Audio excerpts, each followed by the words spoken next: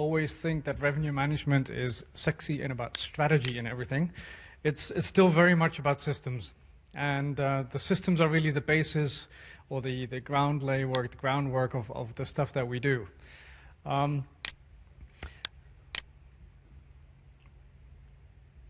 Okay. These are just a couple of the revenue management systems that we have, and I only put revenue management systems up there. Of course, there are many, many more other systems that you might have as well, depending on your size of the hotel, the company that you're in, etc. When you look at revenue management and how you best use it, I'm standing in front of Bonnie here, right? I'll go to this side.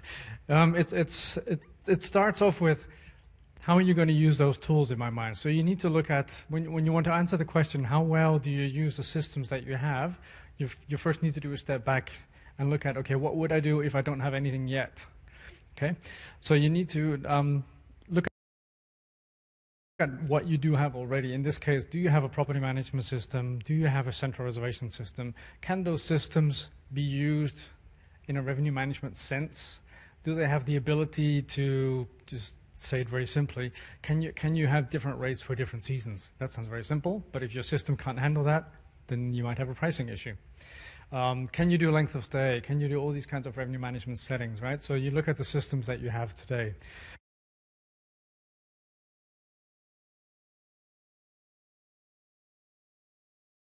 Then you look at any other systems that are attached to it.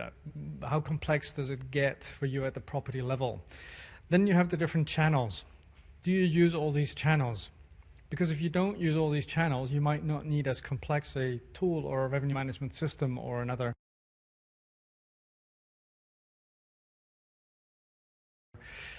pricing tool that you have as when you use all of them. Yeah, so if you use one or two channels only, if you're only doing, let's say you're only doing phone reservations at the hotel and you're taking bookings from an OTA, you don't need the same complexity in your revenue management systems as you do when you have all of these channels. Okay? And then thirdly, do you have connections between those channels and your other systems at the property level or at the central level? Because again, it will make a difference in what kind of revenue management systems and needs you have. So that's the first thing you need to look at. What do you have today? What am I going to do with my revenue management? How am I going to attach it to everything? So you need to know what this basis is. Then you need to decide, what part of my business do I want to revenue manage? Do I only want to revenue manage my PMS? Do I want to revenue manage my PMS and my ORS, which is my central systems? Or do I also want to revenue manage all the way through to my channels? Or do I need to revenue manage all the way through to my channels? So that's where you start off. So start off with thinking, what do you want to do? The second thing is, not every hotel has the same complexity. A budget hotel with maybe only breakfast doesn't have the same complexity as a convention hotel that has 20 function rooms, that has 12 restaurants and bars and outlets, that has a spa and whatever else it is. The same with apartments. If you're into apartments, you have different needs for that type of business than you do when you're a budget hotel or a full-service hotel or a convention hotel. So you need to understand what kind of hotel you are and how complex your hotel is. Then you're going to look at different systems and what they can offer you revenue management-wise and the segments that you want to look at, right? So for example, how much detail do you want in your forecasting? Yeah, we always say that every revenue management system needs to at least produce a forecast, otherwise there's nothing there. That's the basics of everything in revenue management. So how detailed do you want your forecast to be? We talked about channel management earlier. I don't know whose revenue management does a forecast by channel, but there are not many. Yeah? And do you need that in your business? If you have 2 channels, you probably don't need that. If you use 10 channels or more, you might want that if it is available to you. So you need to look at the detail that you want. Then after that, what I would do, and this you can do also when you already have a system in your hotel. So if you haven't got one yet, you would do this, but also if you're moving into a new hotel or into a new job where there is a system, you would do this. I would always look at what are the needs within the organization.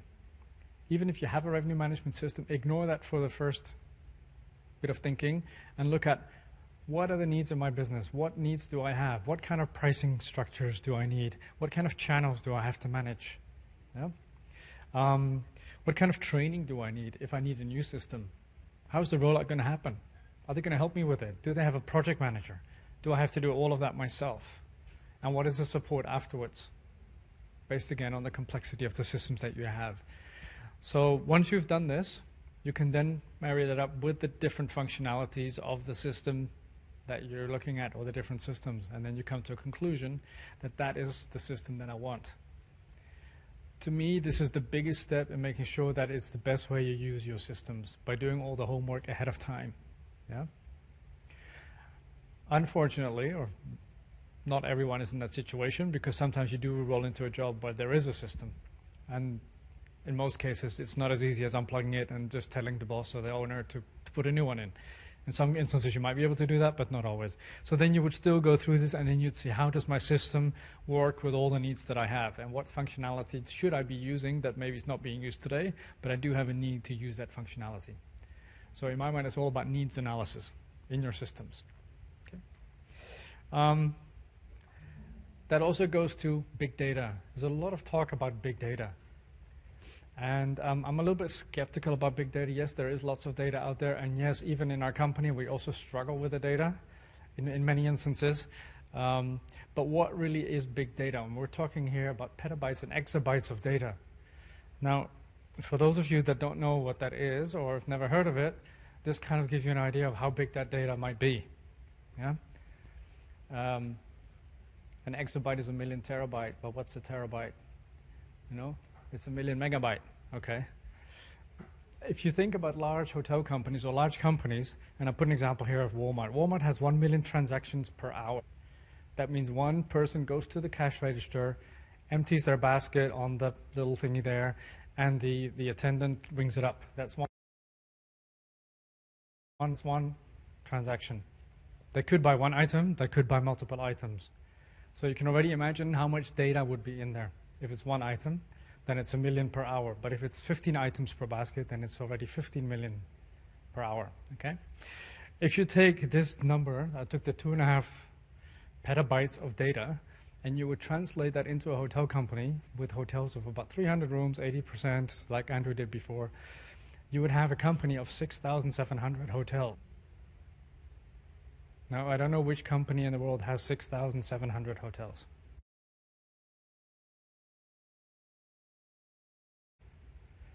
So in my mind, our company has 31 right now that are open. We don't have big data. I don't have to worry about big data because we just don't have it. Okay?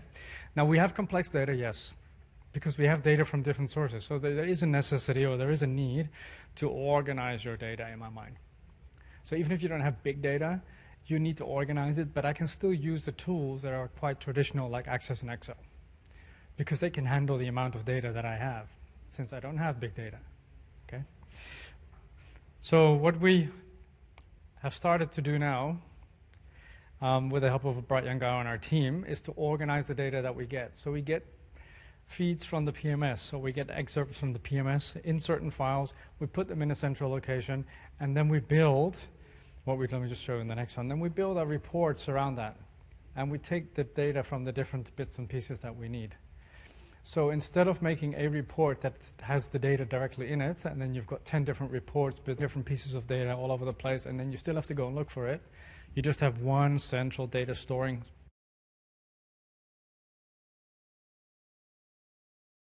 place, and you then pick and choose depending on what your template report looks like, and you put the data in there.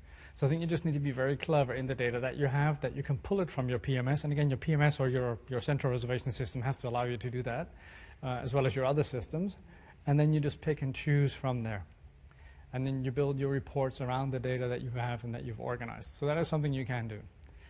And yes, I would love to have a BI tool, like I said earlier in one of the questions that Puneet was asking, but I don't. But I do have a share drive. Yeah? And so we put it on the share drive. And then we have our report templates. And we still have a way to go, okay? But the thought is there. And we've started off doing it for some of our reports, and it works pretty well, to be honest with you. But you do need somebody who is very, very clever and good with Excel. Okay? I won't tell you who our team member is, because we want to keep him for a while. But you do need to find somebody who's pretty good with Excel. One more thing before I hand it over to Puneet for some questions, I guess.